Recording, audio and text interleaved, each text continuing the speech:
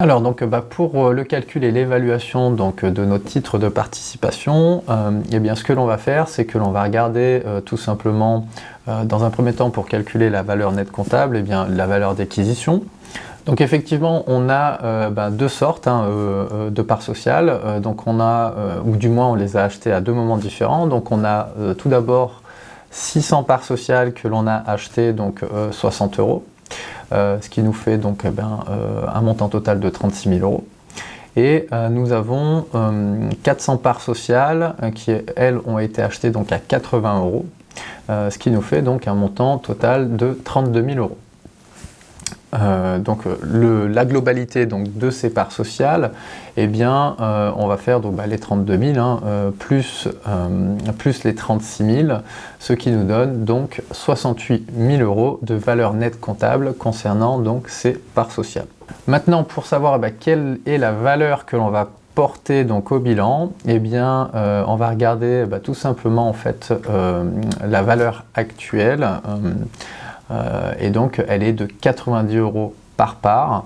Il se trouve que l'on en a 1000 et donc du coup ça nous fait une valeur portée au bilan de 90 000 €. Donc le travail n'est pas fini pour savoir justement quelle est la valeur que l'on doit porter au bilan. Et justement la question c'est eh bien quelle est la valeur la plus est-ce que la valeur nette comptable est plus basse que la valeur d'usage ou la valeur actuelle, et donc dans ce cas-là on va prendre la valeur la plus basse, celle qui sera portée au bilan. Et donc là, il se trouve que c'est la valeur nette comptable. Et donc du coup, on va porter donc les 68 000 € au bilan. Donc concernant l'évaluation de notre portefeuille, donc nous avons plusieurs actions. On va d'abord regarder donc les actions A. Donc on va calculer leur valeur comptable nette. Donc ça veut dire que là en fait c'est par rapport tout simplement à leurs frais, au coût d'acquisition. Donc ici en fait on a acheté 200 actions A à 65 € et on a acheté 100 actions A une autre année à 39 €. Donc le total des deux est porté à 16 900 €. Ça c'est notre valeur nette comptable donc pour nos actions A. Sur la valeur actuelle, donc, on nous dit simplement que ces actions sont évaluées donc, au cours de l'inventaire à 45 € l'une. Il se trouve que on a 300 actions, puisqu'on avait acheté donc, 200 actions une certaine année et 100 actions une autre année. Donc ces 300 actions fois 45, ce qui nous donne donc 13 500 € de valeur actuelle. Bien sûr, la valeur retenue, c'est la valeur la plus basse des deux, et donc ce qui fait que l'on va retenir notre valeur actuelle qui est de 13 500 €. Donc pour les actions B, on fait exactement le même mécanisme, c'est-à-dire donc on va d'abord calculer la valeur comptable nette. Donc là, on va regarder donc les différents coûts d'acquisition et on va les additionner. Donc on a 150 actions à 124 € l'une, ce qui nous fait donc 18 600 €.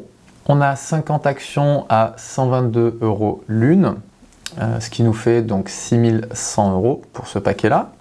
Et donc ça nous fait un total de 24 700 €.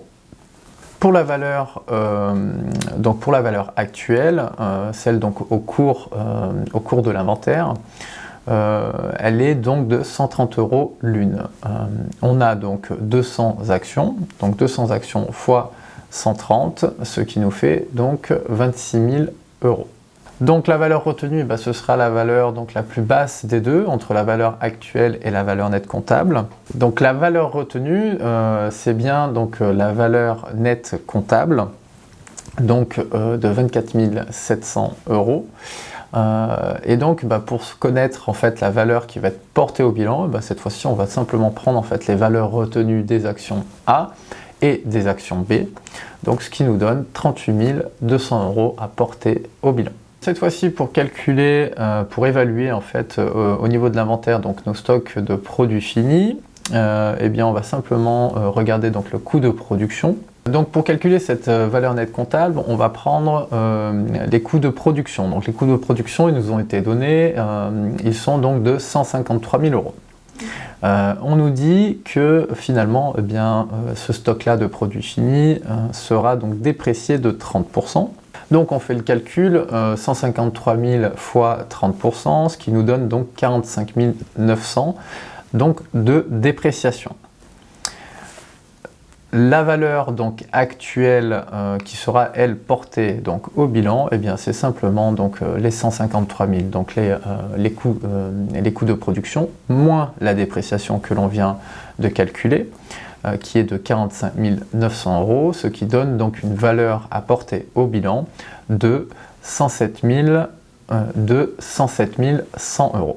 Pour le dernier élément de cet exercice, on a une créance client qui est donc de 35 000 € et donc qui a été enregistrée en fait en mars de N.